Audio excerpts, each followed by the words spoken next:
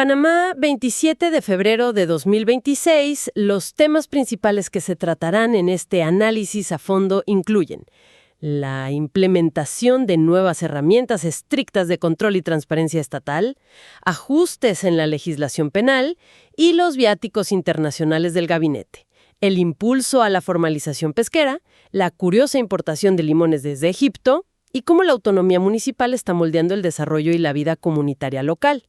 Bien, vamos a desempacar todo esto empezando por un concepto que a simple vista parece sacado de la vida nocturna, pero que se aplica directamente a la forma en que se manejan los fondos públicos. Es muy fácil imaginar un club sumamente exclusivo. Claro, de esos con una cuerda de terciopelo gruesa en la entrada. Exacto. Y hay un cadenero, un guardia de seguridad inmenso, cruzado de brazos, que tiene una lista en la mano. Y la regla es muy simple. Si el nombre no está en esa lista, simplemente no hay forma de entrar al lugar. No hay manera, así es. Bueno, resulta que la administración pública acaba de instalar a su propio cadenero financiero, y su nombre es Planext. Es una analogía fantástica, la verdad, porque captura perfectamente la esencia de esta nueva normativa. Planext significa Sistema de Registro de Planillas Externas. Pero bueno, para entender por qué esto es un cambio tan grande, hay que mirar un momento cómo funciona la maquinaria por dentro. En el gobierno existen entidades públicas como, digamos, los municipios, las juntas comunales y otras entidades que operan con cierta independencia. Que tienen su propio flujo, exactamente. Y procesan sus pagos fuera del sistema central. Ese sistema central es el EPD, o Equipo de Procesamiento de Datos. Funciona básicamente como el gran cerebro financiero del Estado. Ya veo. Históricamente, tener planillas operando fuera de este cerebro central generaba un dolor de cabeza enorme para rastrear los fondos de forma inmediata. Lo que hace Planext es crear un repositorio a nivel nacional, de uso absolutamente obligatorio, para que todas estas entidades periféricas rindan cuentas. Es decir, unificar la visión. Correcto. Es un intento de centralizar la información visualmente, aunque cada municipio o junta comunal siga ejecutando su propio presupuesto de manera descentralizada. Pero a ver, aquí es donde surge una gran duda. ¿Por qué este cadenero llamado Planext tiene una regla de oro que parece no ser negociable en absoluto? Y tiene que ver con el tiempo. El requisito exige que el registro y la carga de los archivos en el sistema deben realizarse exactamente 15 días antes del refrendo de las planillas de pago. Así es. 15 días. Y esto parece un poco extremo, la verdad. Uno se pregunta, ¿por qué tanta urgencia? ¿Por qué establecer una ventana de tiempo tan estricta en lugar de simplemente dejar que las entidades suban la información un par de días antes y ya está? Esa es la pregunta clave. Si miramos el panorama general de cómo se administra el dinero público, esos 15 días no son un capricho burocrático. Representan, de hecho, un cambio de paradigma profundo. ¿En qué sentido? En que no se trata solamente de apilar datos en un servidor, se trata de darle a la Contraloría el tiempo operativo real y necesario para auditar esos números antes de que el dinero cambie de manos. Claro, tener margen de maniobra. Exacto. Y la consecuencia de ignorar esta regla es de hecho el elemento más poderoso de toda esta medida. El incumplimiento conlleva lo que llaman la abstención del refrendo. ¿Suena contundente? Lo es. Para ponerlo en términos súper sencillos, si la información no está subida en el sistema con 15 días de anticipación, la planilla ni siquiera se mira. Wow. No se evalúa su viabilidad y, por lo tanto, el pago queda totalmente paralizado. El cheque no se imprime. O sea que es una pared de ladrillos, literal. Si no se cumple, el proceso muere ahí mismo. Exactamente. Es forzar un modelo de transparencia proactiva. En el pasado, a menudo se investigaba un pago sospechoso meses o incluso años después de que el dinero ya se había gastado. Era como hacerle una autopsia a los fondos públicos. Una autopsia financiera, claro. Así es. Con esta regla de los 15 días, se trata de medicina preventiva. Se certifica la validez del gasto antes de que el dinero salga. Es el control previo llevado a su máxima expresión, eliminando las áreas grises y garantizando que el uso de los recursos sea visible casi en tiempo real. Es fascinante. Acabamos de ver cómo el Estado pone una lupa gigantesca y sumamente estricta sobre sus propios gastos con Planext. Pero curiosamente, esa misma lupa de rigor y control se está aplicando a las cosas más cotidianas que llegan a nuestras mesas. Como un simple limón importado. Y este es un verdadero momento de asombro sobre lo interconectado que está el mundo de hoy. Totalmente. Se acaban de establecer nuevos requisitos fitosanitarios para la importación de frutos de limón, frescos o refrigerados, originarios nada más y nada menos que de Egipto. Limones egipcios cruzando el planeta. Es increíble. Es una locura pensar en el viaje de ese limón y en cómo requiere un nivel de diplomacia agrícola brutal para llegar a un supermercado local. Es un reflejo fascinante de la hiperglobalización de las cadenas de suministro. Para que una fruta fresca, en este caso un limón, cruce fronteras intercontinentales desde el norte de África hasta América, sin representar un riesgo biológico para la agricultura local, se necesita una estructura de reglas inmensa. Sí, inspecciones muy rigurosas. Hay que prevenir plagas, hongos, enfermedades agrícolas que podrían devastar cultivos enteros. Sin embargo, lo que resulta verdaderamente revelador es contrastar esta enorme complejidad de reglas globales con los esfuerzos que se están haciendo simultáneamente para simplificar las cosas a nivel micro en la economía local. A nivel de calle, digamos. Exacto. Mientras se levantan barreras de control altísimas para los limones internacionales, la Autoridad de los Recursos Acuáticos está haciendo algo totalmente distinto para los ciudadanos que viven de la pesca local. Claro, y aquí es donde entra la situación de la pesca artesanal, que realmente deja pensando a cualquiera que analice esto. Se está avanzando en la eliminación de los costos de licencia para los pescadores artesanales, pero esto suena un poco contradictorio a primera vista. Parece ilógico, sí. Porque si el Estado siempre está buscando formas de recaudar fondos para mantenerse, ¿por qué se perdonaría voluntariamente el cobro de una licencia? Parece un tiro en el pie renunciar a una fuente de ingresos, por más pequeña que sea. Es una reacción natural pensar eso, pero la lógica económica detrás de esta decisión es brillante y ataca un problema muy antiguo. Cuando se analiza el comportamiento de la economía informal, se descubre que muchas veces el costo de una licencia no funciona como un filtro para asegurar que solo los buenos pescadores operen. Sino que funciona como Como un muro. Es una barrera de entrada pura y dura. Ese costo, por mínimo que parezca desde una oficina gubernamental, mantenía a innumerables pescadores operando al margen del sistema. escondidos en la sombra. Exactamente, escondidos en la sombra de la informalidad por miedo a las multas. Al remover esa barrera financiera, el Estado finalmente reconoce la realidad económica del pescador artesanal que sale en su panga a buscar el sustento del día. Básicamente, la lógica es preferir que el sector exista legalmente en lugar de imponer una tarifa que igual no se iba a poder pagar. Tal cual. Pero hay un matiz legal crucial aquí que acompaña la decisión.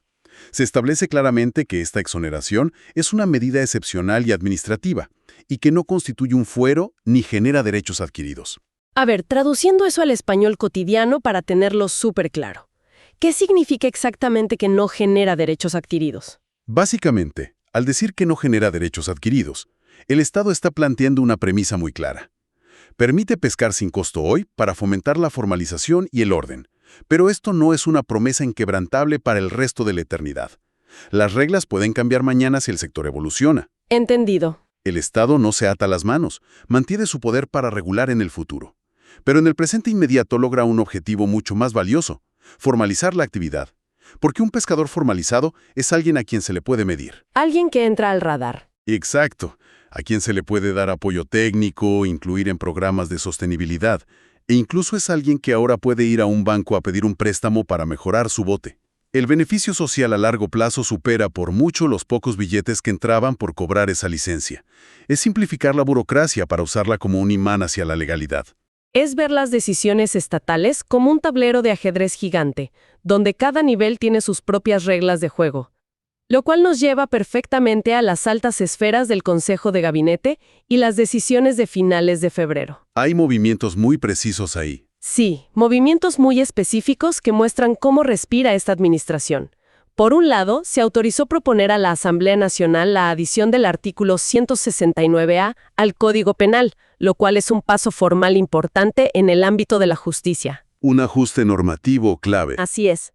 Pero en esa misma sesión se emitió una resolución sobre cómo operan los altos funcionarios cuando viajan fuera del país. Las nuevas reglas para los viáticos internacionales.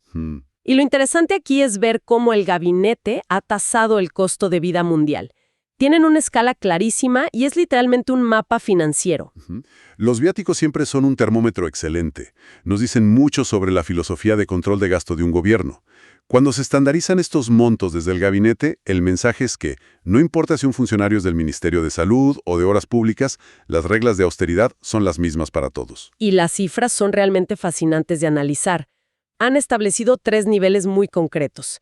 Si la misión oficial es en Europa, Asia, África u Oceanía, el tope es de 400 balboas diarios. Ujú. Si el viaje es hacia Estados Unidos, Canadá, Argentina, Brasil y Chile, el monto baja a 300 balboas diarios.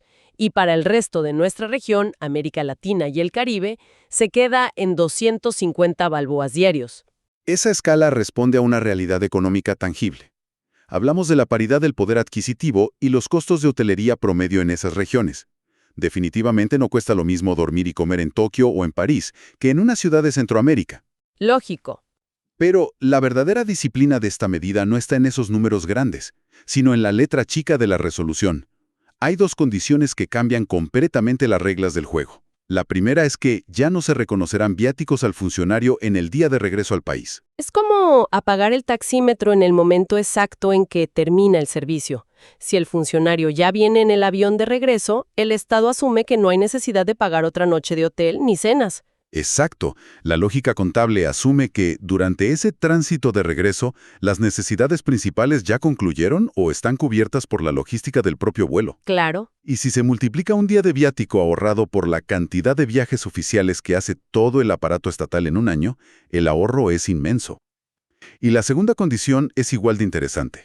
Si el funcionario viaja a un evento y resulta que la institución anfitriona en el extranjero le cubre parcialmente los gastos de estadía o alimentación, el Estado panameño no le entrega el viático completo. Hay un ajuste ahí. Sí, solo se le otorga el 50% de la tarifa asignada. O sea, nada de cobrar doble. Si el anfitrión invita a la cena o paga el hotel, el Estado no entrega el dinero para que alguien se lo guarde en el bolsillo. Es una medida directa para prevenir la duplicidad de fondos.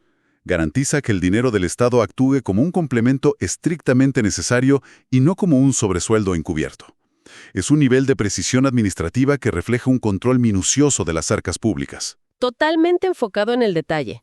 Ahora, en esa misma sesión, entre códigos penales y recortes de viáticos, el gabinete tomó una decisión que tiene una mirada mucho más larga.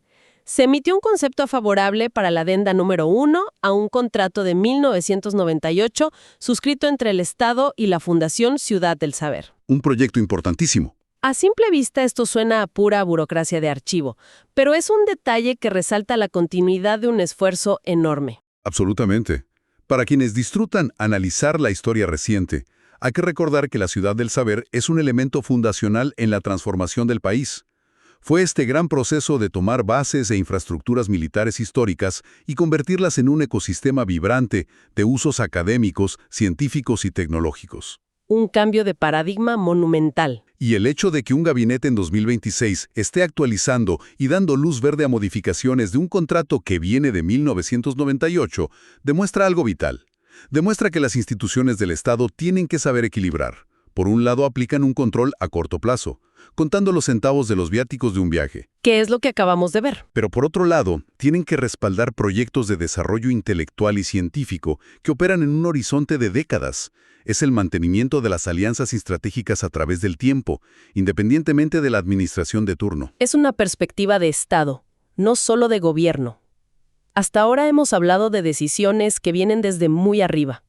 Regulaciones de importación global, reglas estrictas del gabinete, sistemas centralizados gigantes como Planext, pero la realidad del día a día, el punto donde las cosas realmente impactan a las comunidades, se siente en los municipios. Definitivamente, ahí es donde la teoría se vuelve práctica. Hay resoluciones recientes de lugares como Aguadulce, Guararé, Mironó, Bocas del Toro y Soná, que revelan una dinámica increíble en este nivel local.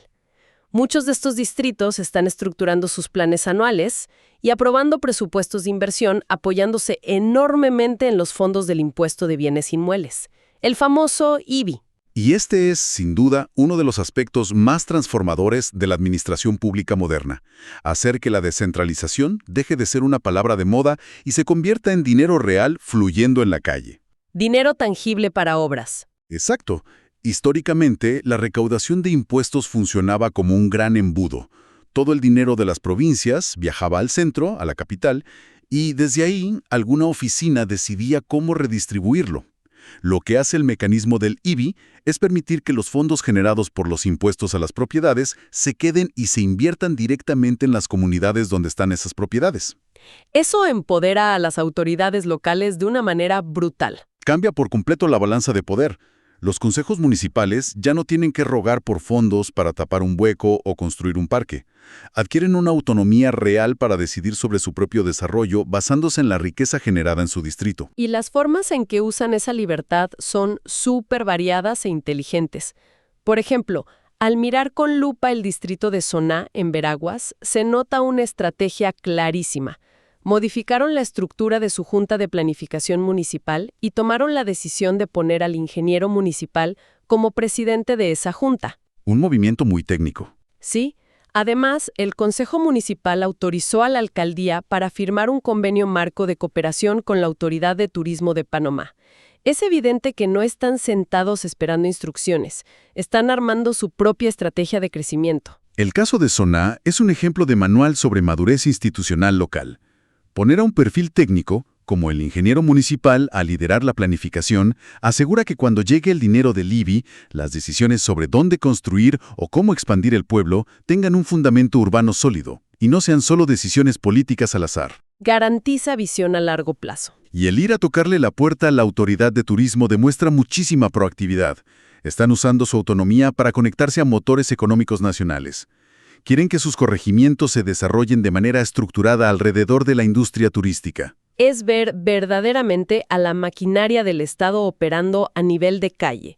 Y hablando de ese nivel de calle, hay un acuerdo municipal de Santiago, también en Veraguas, que le pone un rostro sumamente humano a toda esta avalancha de finanzas y leyes. La historia es más o menos así. La diócesis de Santiago hizo una solicitud por un lote de terreno donde está construida la capilla de la barriada Santa Librada. La solicitud era para que el municipio considerara perdonar o rebajar el pago de un avalúo que sumaba 556 balboas con 65 centavos. Si se analiza el presupuesto entero de un país, 550 balboas es nada, casi un error de redondeo. Pero la respuesta del municipio es lo que realmente vale la pena analizar. La deliberación de los concejales de Santiago, en este caso, es fascinante, porque decidieron exonerar el pago en su totalidad. Pero el valor real de la noticia no está en el dinero perdonado, sino en los argumentos que dejaron plasmados en papel. Que son muy profundos. Así es. El municipio reconoció explícitamente el impacto positivo que ese espacio físico le brinda a la sociedad local. Hablan de la importancia para los vecinos de tener acceso a un lugar de paz, de consuelo y de apoyo espiritual. Es un giro completo en la narrativa. Pasamos de la frialdad calculadora de un sistema como Planext o de recortar viáticos de viaje con lupa a hablar de las necesidades emocionales de un vecindario. Y ese es el corazón del asunto en la administración descentralizada. Cuando un gobierno local tiene autonomía financiera, tiene el margen operativo para sopesar valores distintos. Por un lado, tenían la obligación legal de recaudar esos 550 balboas. La norma dictaba eso. Pero por el otro, evaluaron el bienestar social que aporta la capilla a la barriada, tomando en cuenta seguramente el inmenso esfuerzo de los vecinos y del comité local por mantener el lugar en buenas condiciones. Al decidir perdonar esa deuda, el municipio demuestra que la administración pública puede tener compasión. Poner lo humano primero. Priorizaron el capital social sobre el capital financiero. Es admitir que no todas las inversiones que mejoran una ciudad se hacen con asfalto y cemento. A veces, la mejor inversión es proteger el tejido social y espiritual de una comunidad. Es increíble cómo, al final del día, todos estos hilos aparentemente dispares se conectan. Empezamos analizando el rigor absoluto a nivel nacional, con este cadenero llamado Planext que exige 15 días de anticipación sin excusas para proteger el dinero de todos. Vimos las matemáticas exactas del gabinete para controlar los viáticos internacionales hasta el último centavo y cómo el comercio mundial impone reglas estrictas para un simple limón que viene de Egipto. Exactamente. Artesanal reconociendo su realidad. Y cómo las herramientas de descentralización como el IBI le dan a los municipios el poder no solo de planificar su desarrollo técnico con convenios turísticos, sino de tener la sensibilidad de perdonar una deuda de 500 balboas para proteger el santuario de un vecindario. Y todo este recorrido nos deja con una reflexión profunda. A medida que la tecnología y los sistemas como Planext centralizan el control para garantizar una transparencia impecable en las altas esferas, vemos simultáneamente que herramientas fiscales como el IBI empoderan a los gobiernos locales para tomar decisiones autónomas y a veces profundamente compasivas en el terreno. Es un balance muy delicado. La gran pregunta que queda flotando para el futuro de la administración pública es: ¿cuál es el punto de equilibrio perfecto entre la rigidez fría de una supervisión central absoluta y la flexibilidad humana de una verdadera autonomía comunitaria?